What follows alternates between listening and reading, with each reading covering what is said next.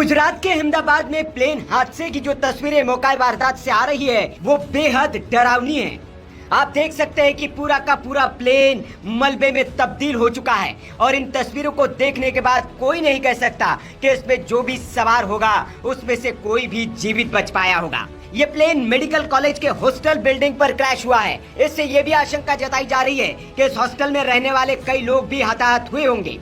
आपको बता दें कि एयर इंडिया के इस विमान में गुजरात के अहमदाबाद के इंटरनेशनल एयरपोर्ट से लंदन के लिए उड़ान भरी थी, लेकिन उड़ान भरने के तुरंत बाद ही एयर इंडिया का ये ड्रीम लाइनर विमान क्रैश हो गया। इस विमान में 230 पैसेंजर, 2 पायलट और क्रू के 10 मेंबर यानी कि कुल 242 पैसेंजर सवार थे।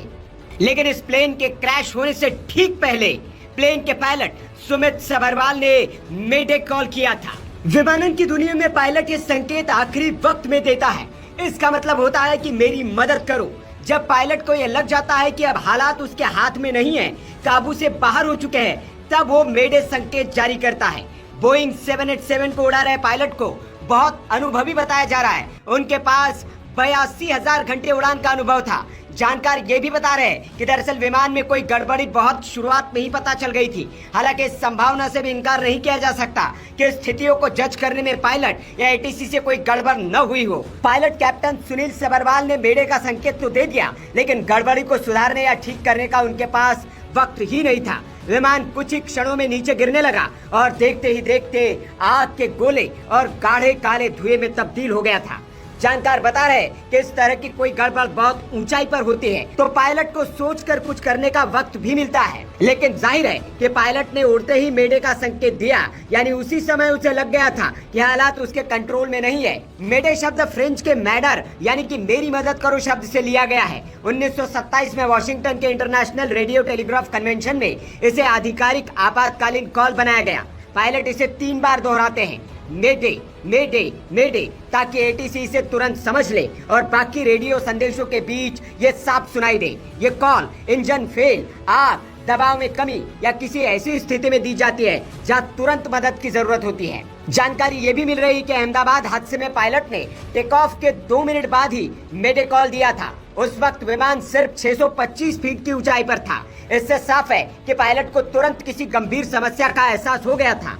ये भी अनुमान लगाया जा रहा है कि विमान का पिछला हिस्सा किसी पेड़ या दीवार से टकराया हो। साथ ही इंजन में तकनीकी खराबी की भी अटकलें लगाई जा रही है। लेकिन यहाँ ये भी जिक्र करना जरूरी है कि विमान की 2 बार दिल्ली और अहमदाबाद में जांच की जा चुकी थी।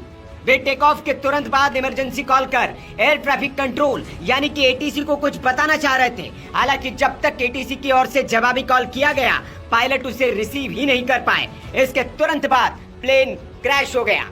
इस हादसे पर एयर इंडिया का बयान भी आया है। एयर इंडिया ने कहा कि प्लेन क्रैश होने के बाद फायर ब्रिगेड की कई गाड़ियां मौके पर पहुंची है। राहत और बचाव का काम किया जा रहा है। हालांकि इस हादसे में कितने जान माल का नुकसान हुआ है, इस बारे में अभी तक कोई आधिकारिक जानकारी नहीं आ पाई है।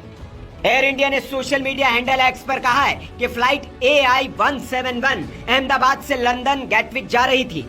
12 जून को दुर्घटना का शिकार हुई है। अभी हम विवरण की जांच कर रहे हैं और इस मामले में अपने सोशल मीडिया प्लेटफॉर्म एक्स और एयर इंडिया के वेबसाइट पर ज्यादा जानकारी साझा करेंगे। आपको बता दें कि बोइंग कंपनी के विमान पहले भी कई दुर्घटनाओं में शामिल रहे हैं। सबसे हालिया दुर्घटना दक्षिण कोरिया के जेजू एयर की उड़ान है, जो दिसंबर 2024 के आखिरी में दुर्घटनाग्रस्त हो गई थी। आंकड़ों के मुताबिक विमान लैंडिंग का प्रयास करते समय दुर्घटनाग्रस्त हो गया था और इसमें 189 लोगों की जान चली गई थी। ये विमान भी बोइंग 737-800 था और अहमदाबाद में जो विमान क्रैश हुआ है वो भी बोइंग 787-8 ड्रीम लाइनर प्लेन था। इस खबर के बाद अब बोइंग के शेयर प्री मार्केट ट्रेडिंग में 6% तक से अधिक तक फिसल गए हैं।